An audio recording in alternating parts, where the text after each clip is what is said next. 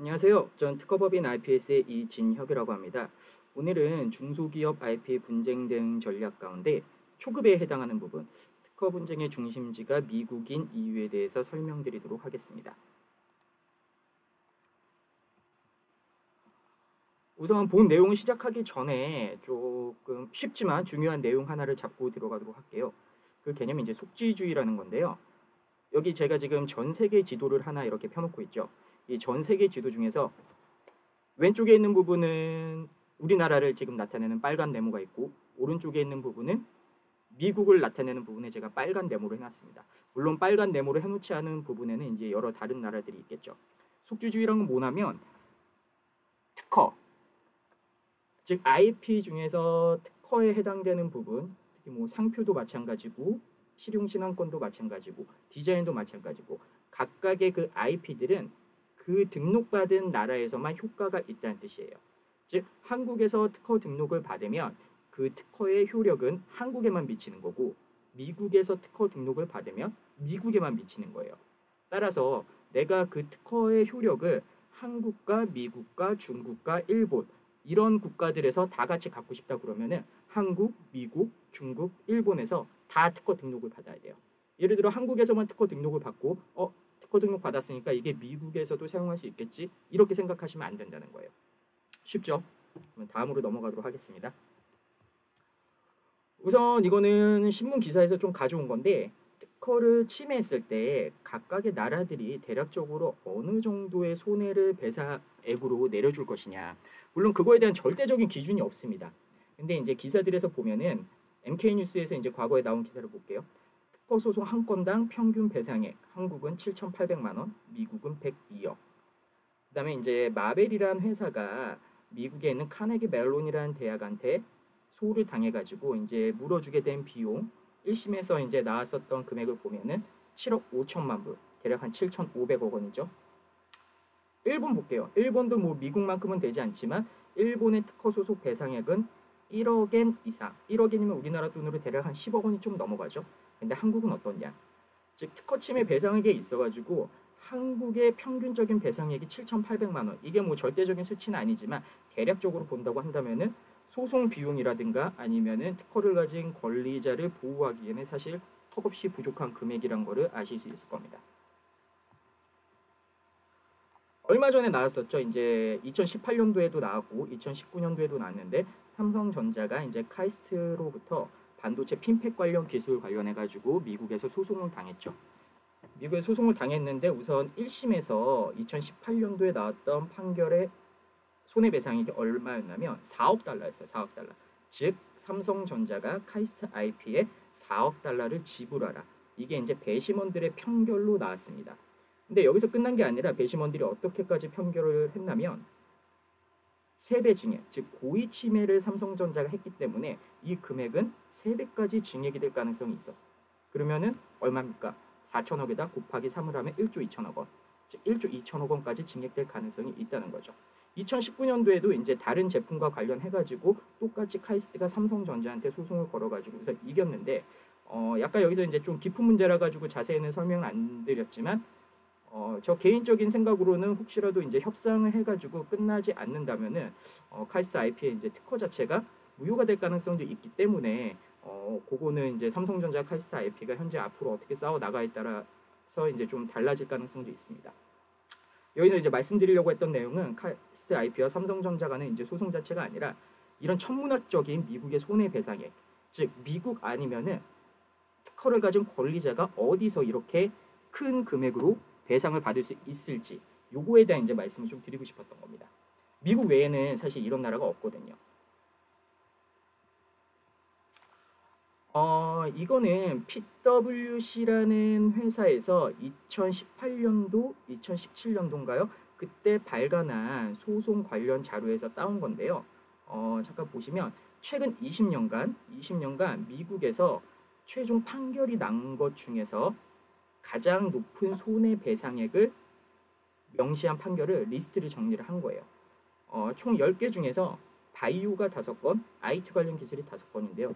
2016년도에 이제 1등을 기록한 사건이 있네요.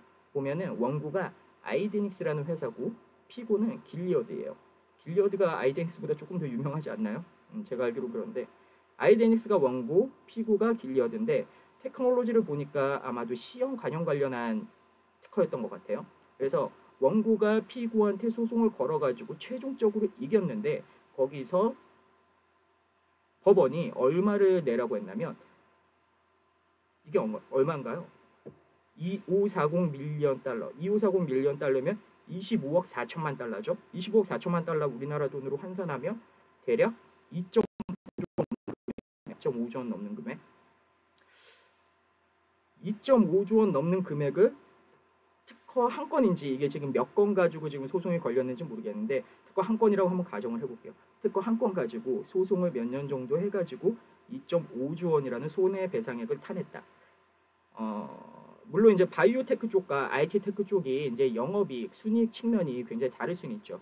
이제 장비라든가 아니면 IT 테크 쪽에서는 보통 이제 매출을 따졌을 때 10%의 순이익을 남기기가 좀 쉽지 않은데 바이오 쪽에서는 대략 한 30%에서 40%까지 나눈 경우도 사실 있긴 하죠.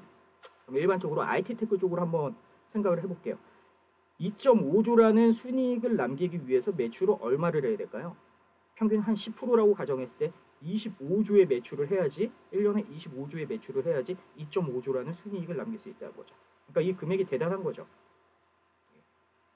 밑에 보면 또 뭐 우리가 친숙한 이름 중에 애플하고 삼성도 있는 것 같고요. 그 다음에 밑에도 또 애플이 있네요. 그래서 20년간 미국의 탑10 데미지를 보면은 이런 천문학적인 금액들이 특허 소송에서 나오고 있다. 이 말씀을 좀 드리고 싶었고요. 그러면 왜 미국에서 이런 천문학적인 금액의 특허 배상액이 나올 수 있었는가? 이 이유를 좀 살펴봐야 될 것 같은데 가장 큰 이유는 딱 하나 이겁니다. 경제력입니다. 경제력. 사실은 GDP를 한번 보죠. GDP를 보면은 작년 2019년 기준으로 해가지고 미국의 GDP가 우리나라 돈으로 대략 2.1경원입니다. 2.1경원. 그 다음에 중국이 1.4경원. 우리나라가 대략 한 1,400억, 1,400조 원에서 한 1,700조 원 사이, 그러니까 한 1,500조 원 정도로 보시면 될 것 같네요. 여러분 혹시 유럽 전체가 얼마인지 아시나요? 유럽이 되게 내노라는 나라들이 굉장히 많이 있지 않습니까? 사실 어떻게 보면 뭐 독일, 프랑스, 영국, 그다음에 약간 좀 허물어졌지만 뭐 스페인이나 이탈리아 같은 나라도 있죠. 이런 나라들을 다 합치면 제가 유럽 전체 나라가 EU로 묶여 있는 데가 지금 몇 개인지는 잘 모르겠지만 한 20 몇 개국 정도 되겠죠. 얘네 다 합치면 GDP가 얼마일까요? 생각해 보신 적 있으신가요? 얘네 거 다 합치면 미국이랑 거의 비슷해요. 그러니까 미국이 참 대단한 나라란 거죠. 미국 하나의 국가에서 발생하는 GDP가 유럽 전체에 있는 국가의 GDP랑 다 맞먹는다는 거예요. 그러면 한번 따져볼게요. 미국은 단일 국가잖아요. 물론 주가 나눠져 있긴 한데 특허 자체는 이제 연방으로서 연방법 하에서 이제 이루어지는 액션이거든요. 그러면 미국에서 어떤 특허 사건, 특허 침해 사건이 일어났을 때 미국에서는 아무 주에서나 소송을 걸어가지고 이기면은 미국 전체에서 있었던 손해 침해액에 대해 가지고 배상을 받을 수가 있어요. 근데 유럽은 어떻죠? 유럽은 현재 뭔가 경제적으로는 합쳐져 있는 것 같긴 하지만 특허적으로 봤을 때는 예를 들어 독일에서 특허 침해 사건이 있었으면 독일, 영국에서 특허 침해 사건이 있었으면 영국 각각 소송을 따로 걸어야 돼요. 즉 유럽 전체에 관련해 가지고 특허 침해 사건이 있었다면 각 나라별로 특허 침해 소송을 걸어야 된다는 얘기예요. 굉장히 불편하겠죠. 근데 미국은 경제력도 굉장히 높고 소송 한 번으로 미국에서 끝내버릴 수가 있다는 거예요. 물론 그런 면에서는 이제 중국도 굉장히 메리트가 있는 나라긴 하죠. 근데 아직까지 중국은 이제 좀 미국에 못 따라가는 이유가 뭐냐면 현재는 좀 많이 좋아졌다고는 하지만 아직까지도 좀 굉장히 좀 폐쇄적이고 뒤에서 설명드린 것처럼 특허 관련한 레퍼런스가 아직 많이 쌓여 있지 않고 그 다음에 약간 자국 편향적인 그래서 지금 무역 전쟁 중에 이제 하나인 챕터가 뭐냐면 이제 지식재산권이잖아요. 그래서 트럼프가 지금 시진핑 쪽에 얘기를 하고 있는 게 지식재산권을 보호를 할 수 있는 절차를 제대로 마련을 해라 이런 얘기를 하고 있죠. 그 다음에 여기는 나와 있지 않지만 이제 인도 같은 나라도 아직까지는 선진국이라고 말을 할 수 없지만 그 경제적 잠재력이 되게 무한해가지고 인도에서도 소송이 좀 벌어지곤 합니다. 어쨌든 넘버원은 딴 나라 어디를 따라갈 수도 없게 무조건 미국에서 첫 번째로 벌어지고 있고요. 그 외적인 국가가 중국, 독일, 인도 한 3개 정도 있는 것 같네요. 사실 굉장히 강력한 특허 보호 국가입니다. 미국이. 경제력도 그렇긴 하지만 요거를 한번 말씀을 드려야 될 것 같네요.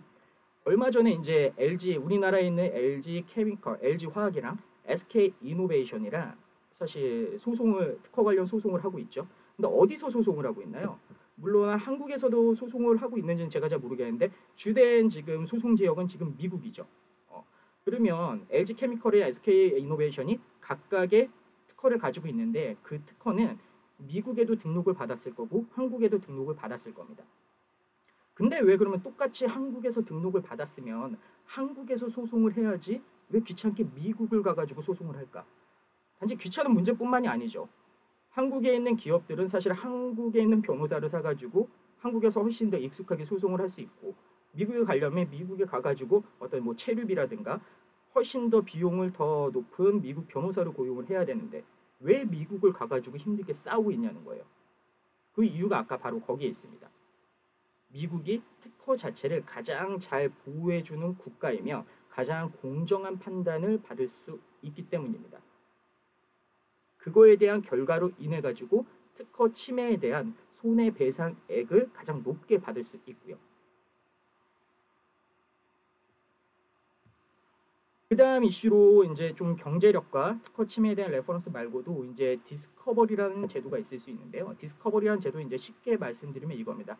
여기서 이제 줄쳐 놓은 내용처럼 증거 개시 절차예요. 증거 개시 절차. 즉 원고가 가지고 있을 법한 증거, 그다음에 피고만 가지고 있을 법한 증거를 서로 내 가지고 양사의 변호사가 확인을 할 수 있게 하는 겁니다. 예를 들어 이렇게 한번 생각을 해보시면 좋을 것 같아요. 특허 사건에서 누군가가 내 특허를 침해를 한 것 같아요. 그러면은 상대방 제품을 아니면 서비스를 이렇게 까 보면은 얘가 내 특허를 침해했네 안 했네 이거는 알 수 있단 말이죠. 근데 침해는 했는데 얘가 얼만큼 이걸 팔았는지는 내가 알 수가 없어요. 물론 반도체라든가 휴대폰이라든가 자동차라든가 이런 거는 워낙에나 단위가 크고 매출이 크기 때문에 굉장히 전문적인 분석 기관에서 뭐 현대가 얼마를 팔았다, 삼성이 얼마를 팔았다, 이번에 D램은 얼마를 팔았다 이런 걸 굉장히 비교적 정확하게 예측을 해내고 실제로 이제 가져옵니다. 데이터 자체를. 근데 그런 제품이나 기업이 아닌 이상은 얘가 얼마큼 침해품을 팔았는지 모른다는 거죠.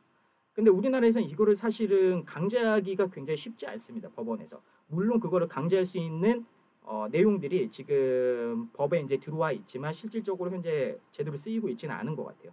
근데 미국에서는 디스커버리라는 제도가 특허 소송의 이제 꽃이라고 할 만큼 제대로 잘 정착이 되어 있는데, 즉 피고가 얼마큼 팔았으면 그 판 자료를 원고가 알 수 있게 내라는 거예요. 원고가 알 수 있게. 그러면 원고가 그거를 보고 나서 피고가 이만큼 팔았구나. 그러면 여기에 대해서 기여율을 어느 정도 곱해가지고 너의 특허 침해에 대한 내 손해배상액은 얼마다. 이렇게 이제 주장을 할 수가 있겠죠. 다만 그러면 여기서 이제 의문이 들 수 있는 게 하나 이런 겁니다. 얼만큼 팔았다는 거는 그 회사만의 영업 비밀인데 그거를 다 주면 어떡하냐 이런 생각을 하실 수가 있는데 굉장히 타당한 지적이시고요. 근데 그렇지 절차적으로는 어떻게 돌아가냐면 원고가 있고 원고의 대리인인 변호사가 있을 거잖아요. 그러면은 상대방이 보내온 비밀 자료는 원고는 볼 수 없고 그 원고의 변호사만 볼 수 있어요. 그러면 피고 쪽도 마찬가지입니다. 피고가 있고 피고 변호사가 있을 거잖아요. 그러면 원고가 보내오는 영업 비밀이 담긴 정보는 피고는 절대 볼 수 없고 그 피고의 변호사만 볼 수 있습니다. 따라서 그 상대방에게 그 정보가 전달되지 않는다는 그런 서로 간의 약속을 하고 나서 정보를 주고받는 거예요. 그리고 그 변호사들은 절대로 그 정보를 보고 나서 자기 편에 있는 플레이어들한테, 플레이어라는 누구냐니까 자기의 클라이언트죠. 클라이언트한테 그 정보를 전달을 하면 안 됩니다. 그래서 특허 쪽에서는 그런 디스커버리 제도는 이제 특허 쪽에만 있는 게 아니라 모든 미국 소송에 다 있는 제도입니다. 근데 특히라도 상대방만 가지고 있을 수밖에 없는 정보에 대해 가지고 제출을 강제함으로 해서 정의로운 조금 합리적인 결과를 만들어낼 수 있는 그런 제도를 가지고 있는 거죠. 여러분이 이제 잘 아시는 의료소송 같은 경우도 예를 들면 의사의 과실이 있는데 이걸 증명할 방법이 없어. 그러면 의사의 과실을 증명할 수 있게 병원에 있는 자료를 다 갖다 내도록 해라. 그 다음에 어딘가가 이제 담합을 했어요. 기업 3개가 담합을 했는데 담합을 한 거 이 기업 3개만 알 수 있겠죠. 그냥 합리적으로 저희는 의심을 할 뿐이지만 실질적으로 담합을 했는지 담합을 하지 않았는지는 알 수가 없다는 거죠. 그래서 담합이 의심될 때는 법원의 명령으로 야, 이 기업 세계에서 관련한 자료들 다 뺏어와서 볼 수 있게 해. 이렇게 하는 걸 디스커버리라고 생각하시면 편할 것 같습니다.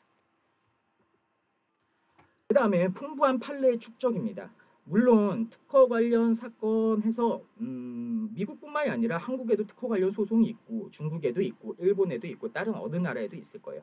근데 미국만큼 풍부하게 특허 소송 관련한 판례가 이룩된 국가는 없다고 보시면 됩니다. 미국에서 이제 특허 소송이 한 3,000건에서 4,000건씩 매년 일어나고 있죠. 중국 같은 경우도 대략 한 6,000건 정도가 이제 소송이 터지고 있는 걸로 알고 있는데 그 중에서 대부분은 이제 디자인과 상표 쪽이고 특허 수는 그렇게 많지는 않습니다. 이렇게 설명드리면 약간 좀 편할 거예요. 저희가 예를 들어 어디 식당에 가려고 하는데 한쪽에는 되게 맛집이라 가지고 사람들이 줄을 되게 길게 서 있고 한쪽은 줄이 안 서 있고 그냥 들어가면 밥을 먹을 수 있는 곳이에요. 근데 저 같은 경우는 이제 줄 서는 걸 굉장히 싫어하기 때문에 대략 어디 가서 그냥 먹고 때우자 이런 식으로 말을 하는데 저 주변에 있는 사람들 어떤 분은 아니야 거기보다는 줄 서더라도 여기 가는 게 좋을 것 같아. 그 이유는 이제 첫 번째가 이게 있겠죠. 줄을 서니까 아마도 맛이 있겠다. 두 번째는 사람들이 많이 돌기 때문에 재료의 순환이 잘 돌아갈 거야. 이렇게 이제 생각을 한 거죠. 맛도 있고 재료의 순환도 잘 돌아간다. 그렇기 때문에 신선한 재료로서 요리를 하니까 더 괜찮은 음식을 만들 수 있을 거다. 어떻게 이렇게 비유를 해보면 미국 같은 경우가 좀 그렇다고 보시면 돼요.